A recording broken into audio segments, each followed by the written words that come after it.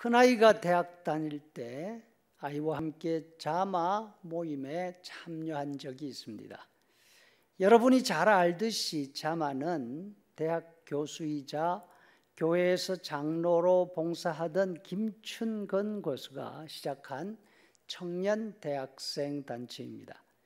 김 교수는 영적으로 타락한 미국을 청교도 신앙으로 회복시키고 무너진 신앙과 도덕을 재건하고자 하는 꿈을 가졌습니다. 그래서 대학 청년들을 중심으로 북미주 예수 대각성운동 Jesus Awakening Movement for America를 시작해서 영문 첫자들을 따서 JAMA, 자마라고 이름을 붙였습니다. 김춘근 교수는 1980년대와 90년대 중반까지 알래스카에서 교수로 일했습니다. 소위 말하는 잘 나가는 젊은 교수였습니다. 30대 후반 나이에 간경화로 시한부 인생 선고를 받습니다. 이때 거듭남을 체험합니다. 그 후 척수암 선고를 받고 힘겨운 투병 생활을 합니다. 그 가운데 차세대 리더 훈련의 필요성을 느낍니다. 2년의 투병 생활을 하고 암으로부터 완치된 다음 김 교수는 대학 교수직을 사임합니다. 자마 사역에 모든 것을 쏟아 부었습니다. 참으로 귀한 하나님의 사람입니다. 자마 첫 컨퍼런스에서 세계 각 분야에서 뛰어난 리더십을 보여주고 있는 선배들이 자신들의 경험을 후배들과 나누는 시간이 있었습니다. 그 가운데 글로벌 큰 회사 해외 영업을 담당하던 한 여성이 단에 섰습니다. 자신은 1년에 그의 모든 시간을 비행기와 해외에서 보낸다고 했습니다. 문제는 빡빡하게 짜여진 일정, 수시로 바뀌는 시차 가운데 어떻게 주일을 기억하고 주일 예배를 드리느냐 하는 문제였습니다. 어떻게 보면 복잡한 일정 가운데 주일 예배를 위해 시간을 내는 것 불가능해 보였습니다. 하지만 자신은 회사 비즈니스 출입을 다니는 동안 한 번도 주일 예배를 지나친 적이 없었다고 말합니다. 그 비결은 자신이 세계 어디에 있든지 현지 시간으로 주일 예배 시간을 미리 맞추어 놓는다는 것입니다.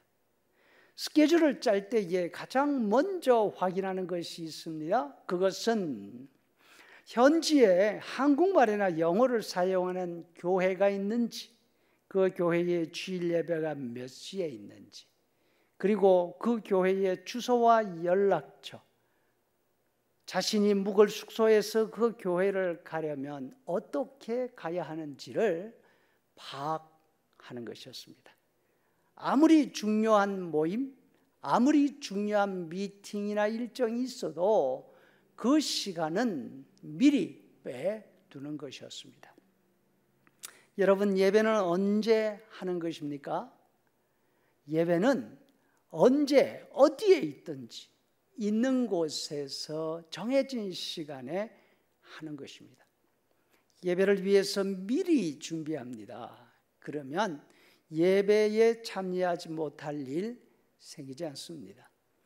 여러분도 주일 예배를 위해서 그렇게 하고 있는 줄 믿고 또 그렇게 알고 있습니다. 참 귀한 일입니다. 하나님은 그런 마음으로 하는 예배를 기뻐하십니다. 그런 마음으로 드리는 예배를 받으시고 우리에게 복을 주시는 줄로 믿습니다. 아브라함이 제단을 쌓고 하나님께 예배한 기록을 찾아보니까 모두 4번 나옵니다. 그런데 4분 모두 예배할 수 있는 환경이나 예배할 수 있는 분위기가 아닙니다. 먼저 아브라함은 세겜 땅에서 하나님께 제단을 쌓고 예배했습니다. 이때 아브라함은 하나님의 지시를 따라서 아주 먼 길을 여행해 왔습니다. 가나안 땅 중심에 이제 도착했습니다. 마침 하나님께서 그에게 나타나셔서 말씀하십니다. 창세기 22장 7절, 여호와께서 아브라함에게 나타나 이르시되 내가 이 땅을 너의 자손에게 주리라 하신지라. 얼마나 감사한 일입니까? 우리도 하나님이 우리에게 직접 나타나셔서 이런 약속해 주신다면 why not? 엎드려서 예배하지 못할 이유가 없습니다. 하지만 여러분, 아브라함의 형편이 그렇게 편하지 않았습니다. 아브라함은 가나안 땅에 도착했지만 그곳에 정착할 그런 분위기, 환경이 아니었습니다. 무슨 이유인지 모르지만 곧 다시 방랑길을 떠나야 했습니다. 비옥한 세겜 땅을 떠나서 남쪽 산종에 있는 베델로 이동해야 했습니다. 아브라함은 그런데 베델에 가서도 제단을 쌓고 하나님께 예배합니다. 하지만 그곳에도 아브라함이 머물 수 없었습니다.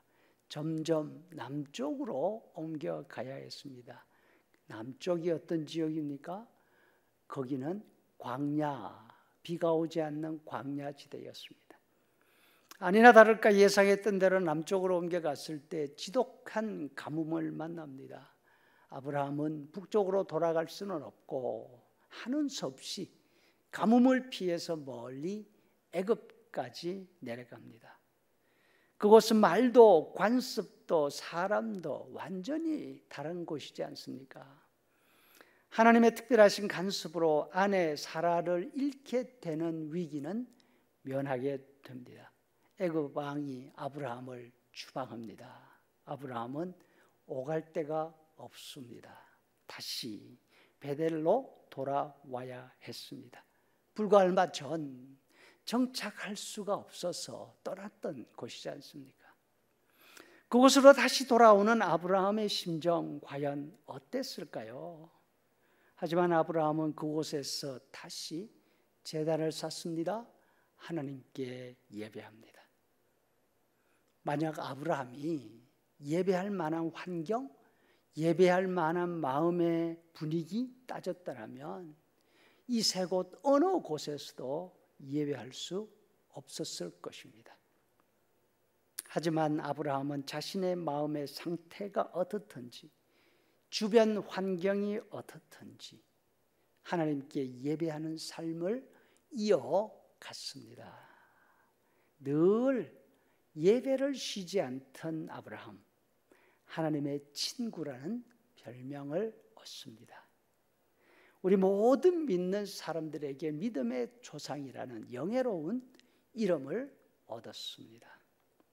우리도 환경이나 기분에 상관없이 어디에서나 조건에 상관없이 예배해야 할 때에 예배하면 아브라함이 받은 그 복 우리도 하나님께로부터 받아 누리리라 확신합니다.